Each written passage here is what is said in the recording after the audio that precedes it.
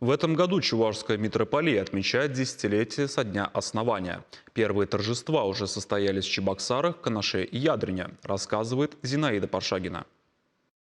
Митрополит Чебоксарский и Чувашский Саватий встречает в аэропорту самых почетных гостей торжеств. Из Казахстана прибыл глава митрополитчего округа, митрополит Астанайский и казахстанский Александр. Принял приглашение и митрополит Ташкентский и узбекистанский Викентий, глава Среднеазиатского митрополитчего округа. Оба – постоянные члены Священного Синода Русской Православной Церкви. Оба 10 лет назад голосовали за создание Чувашской митрополии.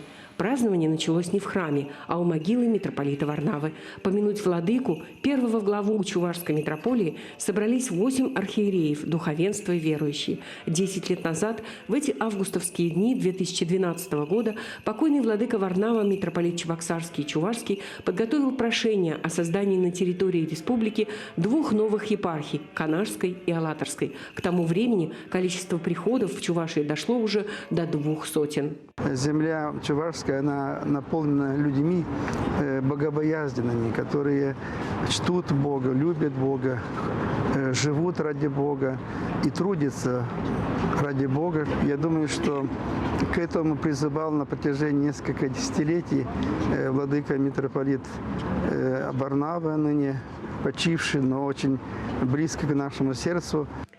Митрополит Викентий возглавил начало торжеств, посвященных десятилетию митрополии, всеночное бдение в главном храме Чувашии, в Веденском кафедральном соборе. Вместе с владыкой служили митрополиты Ешкаролинский и Марийский Иоанн, епископы Ордатовский и Атяшевский Вениамин, Канашский и Беловолжский Стефан, Алатырский и Порецкий Федор, Иранский и Лузский Паисий, Оричевский Даниил, Северобайкальский и Озерский Николай. Митрополит Александр преподнес в дар Веденскому собору икону святого подвижника Севастьяна Каргандинского с частицей его мощей. Торжества, посвященные десятилетию митрополии, в этом году пройдут во многих городах Чувашии. Накануне, в день Почаевской иконы Божьей Матери, юбилей отметили в Канаше. А в день святого целителя Пантелеймона гостей из разных епархий пригласил Ядрин. Здесь, в Свято-Троицком соборе, состоялось соборное богослужение с участием 10 архиереев.